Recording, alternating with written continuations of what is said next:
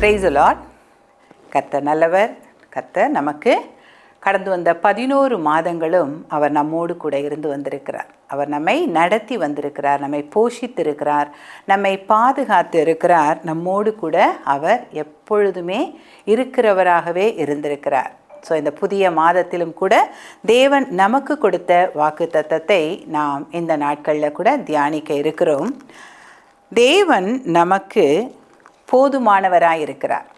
தேவன் நமக்கு போதுமானவரிலும் அதிகமானவராக, எல்லா விதத்திலும் அவர் நமக்கு போதுமானவராக இருக்கிறார் என்பதில் நாம் இந்த நேரத்தில் கூட தியானிக்க இருக்கிறோம். இந்த மாதத்தின் வாக்குத்தத்தம் யோவான் 1வது அதிகாரம் 9வது வசனம். உலகத்திலே வந்து எந்த மனுஷனையும் பிரகாசிப்பிக்கிற ஒளியே அந்த மெய்யான ஒளி. ஸோ இந்த டிசம்பர் மாதம் நாம் கிறிஸ்து இந்த பூமியிலே நம்முடைய பாவங்களுக்காக மரிக்கும்படியாக வந்து பிறந்த ஒரு மாதமாக நாம் இந்த மாதத்தை கருதி கொண்டாடி கொண்டிருக்கிறோம். கிறிஸ்து இந்த பூமிக்கு எதற்காக வந்தார் என்பதை நாம் நினைவுபடுத்தி கொள்ளுகிற ஒரு மாதமாக இந்த மாதம் இருக்கிறது. மனுக்குலத்தின் பாவங்களை எல்லாம் அவர் சுமந்து தீர்க்கும்படியாக இந்த மாதத்திலே அவர் ஒரு மானிடனாய் மாம்சத்தில் வந்து பிறந்ததை நாம் அறிந்திருக்கிறோம். ஸோ இந்த வசனத்தில் நாம் பார்க்கும் பொழுது உலகத்திலே வந்து பிரகாசிப்பிக்கிற ஒரு ஒளியாக, இந்த உலகம் முழுவதிலும் எந்த ஒரு மனுஷனையும் அப்படின்னு பார்க்குறோம், எந்த மனுஷனையும், எப்படிப்பட்ட நிலையில் உள்ள மனிதனையும், எந்த சூழ்நிலையின் மத்தியில் இருக்கிற மனிதனையும் பிரகாசிப்பிக்கிற ஒரு ஒளியாக கிறிஸ்து இந்த மாதத்தில் நம் மத்தியில் வந்து பிறந்தார்.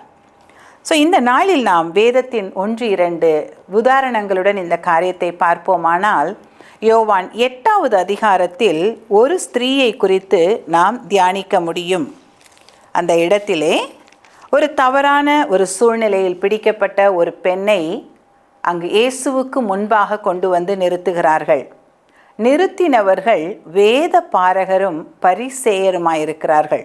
ஸோ வேத பாரகர்கள், வேதத்தை அவர்கள் கற்று தேர்ந்தவர்கள் அந்த இடத்தில் அந்த ஸ்திரீயை குற்றப்படுத்தும்படியாக இயேசுவுக்கு முன்பாக கொண்டு வந்து நிறுத்துவதை பார்க்கிறோம். அந்த பெண் அவமானப்பட்டவளாய் தலை குனிந்து அந்த இடத்துல அத்தனை ஜனங்கள் மத்தியில் நின்று அவள் அந்த இடத்திலே தலை குனிந்து நிற்கிறாள். அவளுக்கு தண்டனை கொடுக்க வேண்டும் என்று அவர்கள் அந்த நேரத்தில் இயேசுவை கேட்டுக்கொள்ளுகிறார்கள். யோவான் 8வது அதிகாரம் 5வது வசனம்.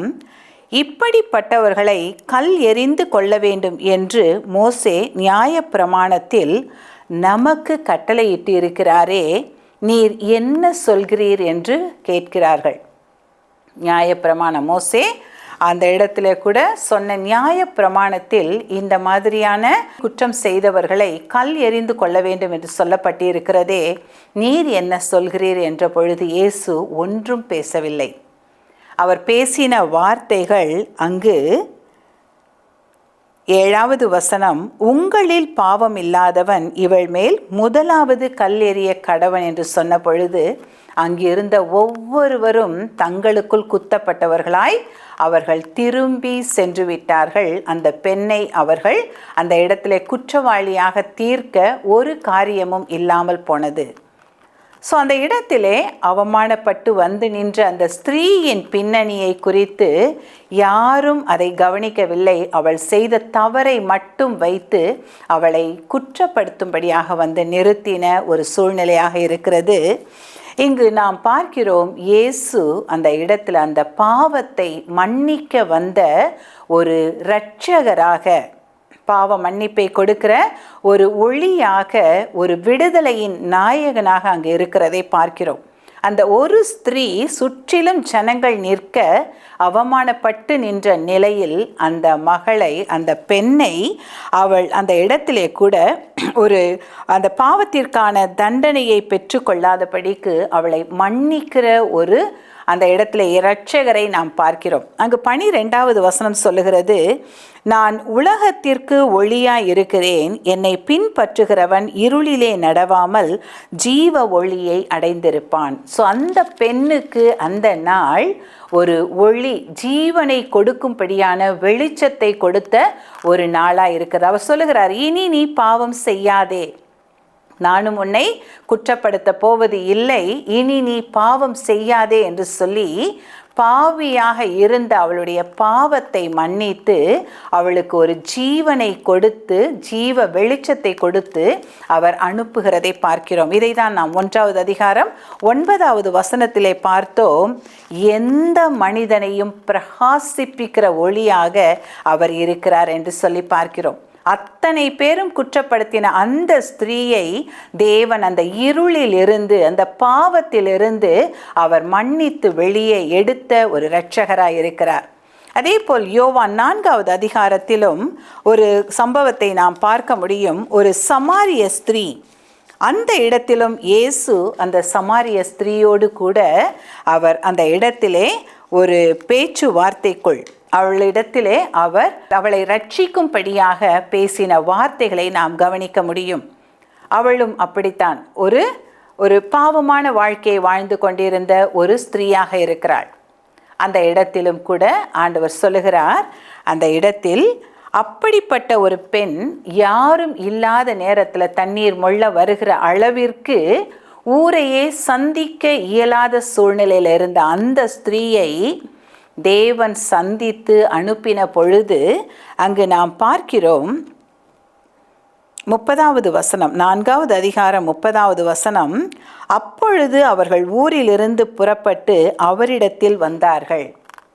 ஊரையே அவள் அந்த இடத்துல கூட சந்திக்க திராணி இல்லாத நிலையில் இருந்த அவளை அந்த இடத்துல அந்த ஊர் ஜனங்கள் முழுவதுமாய் அவளை பின்தொடர்ந்து வரும்படியான ஒரு ஆசீர்வாதத்தின் மகளாக அவளை மாற்றினதை பார்க்கிறோம். ஸோ தேவன் எந்த மனிதனையும், பிணியாளிகளுக்கு தான் வைத்தியன் வேண்டியதே அல்லாமல் மற்ற வேறு ஒன்றுமில்லை, பாவிகளுக்கு தான் இரட்சகர் வேண்டுமே ஒழிய நீதிமான்களுக்கு அல்லன்னு சொல்லி பார்க்கிறோம். ஸோ தேவன் இந்த உலகத்திலே ஒரு மனிதனாய் வந்து பிறந்தது பாவிகளை ரட்சிக்கும்படியாக, பாவத்தில் வாழ்ந்து கொண்டிருக்கிற மனிதர்களை விடுதலையாக்கி அவர்களை ஆசீர்வதிக்கும்படியாக தான் இந்த பூமியில் அவர் வந்து பிறந்தார். ஸோ இந்த இடத்தில் பார்க்கிறோம், இந்த 2 இடத்திலுமே அந்த இடத்தில் இயேசு வராமல் இருப்பாரானால் அந்த ஸ்திரீகளின் நிலைமை என்னவாயிருக்கும்? ஸோ இந்த நாளிலும் அப்படிதான் தேவன் இந்த உலகத்துக்குள்ளே வந்தார், நமக்குள்ளே வந்தார், நம்மை விடுவித்து இந்த நாளிலே ஒரு விடுதலையின் வாழ்க்கையை கொடுத்திருக்கிறார். நாம் ஒவ்வொருவரும் விடுவிக்கப்பட்ட ஒரு வாழ்க்கை, ரட்சிப்பின் வாழ்க்கையை நாம் வாழ்ந்து கொண்டிருக்கிறோம். ஸோ உலகத்திற்குள் வந்து ஒவ்வொருவரையும் பிரகாசிப்பிக்கிற அந்த தேவன் இந்த நாட்களில், அன்றைக்கு இயேசு வாழ்ந்த நாட்களில் அந்த ஸ்திரீகளின் வாழ்க்கைக்குள் அவர் கடந்து சென்றார். கடந்த நாட்களில் நம்முடைய வாழ்க்கைக்குள் அவர் வந்தார், நமக்கு விடுதலை கொடுத்தார், இருளாய் இருந்த நம்மை வெளிச்சத்திற்கு கொண்டு வந்தார். ஆனால் இன்றைக்கு இருளில் கிடக்கிற ஜனங்கள், பாவத்தில் கிடக்கிற ஜனங்கள், அறியாமையில் இருக்கிற ஜனங்கள், எங்கே போவது, யாரிடத்தில் போவது, யாரிடத்தில் எனக்கு பதில் கிடைக்கும் என்று இருக்கிற ஜனங்களுக்கு அந்த இரட்சகரை, அந்த ஒளியை, அந்த வெளிச்சத்தை அறிமுகப்படுத்த வேண்டியவர்களாக நாம் இருக்கிறோம். ஸோ அன்றைக்கு நமக்கு சொல்லப்பட்டது, நாம் வந்தோம், இந்த நாட்கள் நாம் சொல்ல வேண்டிய நாட்களாக இருக்கிறது. ஸோ நாம் சொல்லும் பொழுது அந்த இடத்தில் தேவன் இந்த நாட்களில் அவர் முன்குறித்து வைத்திருக்கிற ஜனங்களை அவர் சேர்த்து கொள்ளுகிற நாட்களாய், அன்றைய தினம் சமாரிய அந்த பட்டணத்தில் அநேகம் பேர் இருந்திருக்கலாம், தேவன் அந்த ஒரு ஸ்திரீயை தெரிந்து கொண்டார். ஸோ அதுபோல தேவன் நம்மை தெரிந்து கொண்டார். இந்த நாளிலே தேவன் வைத்திருக்கிற ஜனங்களை, அவர்களை கொண்டு வரும்படியான ஒரு காலமாக இது இருக்கிறது. ஸோ இந்த நாட்களில் நாம் பார்க்கிறோம், ரோமர் 10வது அதிகாரத்தின் 13, 14வது வசனம், ஆதலால் கர்த்தருடைய நாமத்தை தொழுது கொள்ளுகிற எவனும் ரட்சிக்கப்படுவான், அவரை விசுவாசியாதவர்கள் எப்படி அவரை தொழுது கொள்ளுவார்கள்? அவரை குறித்து கேள்விப்படாதவர்கள் எப்படி விசுவாசிப்பார்கள்? பிரசங்கிக்கிறவன் இல்லாவிட்டால் எப்படி கேள்விப்படுவார்கள்? ஸோ நாம் இயேசுவை குறித்து சொல்லாமற் போனால் மனிதர்கள், ஜனங்கள், நம்மோடு கூட இருக்கிறவர்கள் எப்படி கேள்விப்பட முடியும்? எப்படி அவர்கள் விசுவாசிக்க முடியும்? எப்படி அவர்கள் ரட்சிக்கப்பட முடியும்? ஸோ இந்த நாட்கள், இந்த வருஷம் தேவன் நமக்கு ஒரு அறுவடையின் வருஷமாக கொடுத்திருக்கிறார். இந்த மாதத்தில் இந்த வாக்குத்தத்தத்தை கொடுத்திருக்கிறார். உலகத்திலே வந்து லூக்கா 2வது அதிகாரத்தில் நம்ம 10வது வசனம் பார்க்கிறோம். எல்லா மனிதருக்கும் மிகுந்த சந்தோஷத்தை உண்டாக்கும் ஒரு செய்தி. எல்லா ஜனத்துக்கும் மிகுந்த சந்தோஷத்தை உண்டாக்கும் இந்த நற்செய்தியை நாம் ஒவ்வொருவருக்கும் சொல்லி இந்த நாளில் அவருடைய அன்பின் ராஜ்யத்திற்குள் கொண்டு வருகிற ஒரு நாட்களாக இருக்கிறது. கதிர்கள் முற்றி இருக்கிறது, அறுவடைக்கு ஆயத்தமாக இருக்கிறது. அறுவடை பணியாளர்களாகிய நாம் கடந்து சென்று அறுவடை செய்து களஞ்சியத்தில் சேர்க்க வேண்டியவர்களாய் நாம் இருக்கிறோம். ஸோ 2002ஆம் வருஷம் ஒரு செவ்வாய்க்கிழமை மதியம் சோர்ந்து போன முகத்தோடு, ஒடிந்து போன இருதயத்தோடு, கடினமான சூழ்நிலைகளின் மத்தியில் நான் ஒரு டவுன் பஸ்லேருந்து இறங்குறேன். தில்லைநகர் 6வது கிராஸில் இறங்குறேன். அது வாழ்க்கையின் கடைசி நொடியில் இருந்த ஒரு நாட்கள். இறங்கும் பொழுது என்னுடைய குடும்ப நண்பரின் மனைவி ஒருவரும் இன்னொரு சகோதரியும் அந்த பஸ் ஸ்டாப்பில் நிற்கிறாங்க. ரோடை கிராஸ் பண்ணுறதுக்கு நிற்கிறாங்க. நான் பஸ்லேருந்து இறங்குறேன். அவங்க என்னை பார்த்து பல வருஷங்கள் ஆயிடுச்சு. அவங்கள பார்த்த பொழுது என்னுடைய அந்த நிலைமையை பார்த்து அவங்க பயங்கர ஷாக் ஆயிட்டாங்க. எப்படி இருந்த நீங்கள் இப்படி ஆயிட்டீங்க அப்படின்னு கேட்கும்பொழுது அந்த ஒரு சில நிமிடங்கள் நான் என்னுடைய காரியத்தை மிக சுருக்கமாக நான் சொன்ன பொழுது அவங்க சொன்னாங்க, திருச்சபைக்கு வந்து பாருங்கள், நாளைய தினம் புதன்கிழமை மாலையில் ஆராதனை இருக்கிறது, நீங்கள் வந்து பாருங்கள்னு சொல்லி எங்களை அவர்களே அழைத்து கொண்டு வந்தார்கள். வந்த பொழுது அன்று வேத பாட வகுப்பு, பைபிள் ஸ்டடி நடந்துட்டு இருந்தது. வந்து பார்த்த பொழுது ஒன்றும் புரியவில்லை. வந்து அமர்ந்து இருந்தேன். முடிவிலே தலைமை போதகர் அவர்கள் எல்லாருக்கும் எண்ணெய் வச்சு ஜெபம் பண்ணாங்க. எண்ணெய் வச்சு ஜெபம் பண்ணும் பொழுது என்னையும் அந்த சகோதரி அழைத்து கொண்டு சென்றார்கள். போய் நின்று அவங்க எண்ணெய் வச்சு ஜெபம் பண்ணி முடித்தாங்க. முடித்ததுக்கு பிறகு என்கிட்ட கேட்டாங்க, எப்படிம்மா இருந்தது அப்படின்னு சொல்லும் பொழுது நான் சொன்னேன், ஒரே இருட்டாக இருந்தது. எனக்கு அவங்கள எப்படி கூப்பிடணும்னு கூட தெரியல. நான் சொன்னேன், எனக்கு ஒரே இருட்டாக இருந்தது, எனக்குள் ஒரு இருள் இருந்தது. நல்லா நான் அதை ஃபீல் பண்ணேன், எனக்குள் ஒரு இருட்டு இருந்தது. ஆனால் அன்றைக்கு என்னுடைய வாழ்க்கைக்குள் அந்த ஒளி உள்ளே வந்தது. ஸோ அன்றைக்கு அந்த விடுதலையின் வாழ்க்கையை நான் தொடங்கின ஒரு நாளாய் அந்த நாள் இருந்தது. அந்த சகோதரி சொன்னார்கள், வந்து பாருங்கள், திருச்சபைக்கு வந்து பாருங்கள். அதை தான் அவங்க எனக்கு சொன்னாங்க. அன்றைக்கி வந்த பொழுது தேவன் இந்த நாட்களில் ஒரு ஒளியை கொடுத்ததை பார்க்க முடிகிறது. ஸோ அந்த நாள் எங்களுடைய வாழ்க்கையில் இயேசு வந்த நாளாய், அந்த நாள் எங்களுடைய வாழ்க்கையின் புதிய ஜீவனை பெற்றுக்கொண்ட ஒரு நாளாய் அந்த நாள் இருந்தது. ஸோ தேவன் அந்த நாளில் எங்களை சந்தித்தார். எங்களை சந்தித்த இயேசு, நம்மை சந்தித்த இயேசு இந்த ஜனங்களையும் சந்திக்க ஆவலுள்ளவராயிருக்கிறார். ஒரு ஆத்துமாவும் கெட்டு போவது பிதாவின் சித்தம் கிடையாது. ஸோ இந்த நாட்களில் நம்மை தான் அவருடைய அறுவடை பணியாளர்களாக அனுப்ப இந்த நாளிலே சித்தம் உள்ளவராய், விருப்பம் உள்ளவராய், அனுப்ப ஆயத்தப்படுகிறவராய் இருக்கிறார்.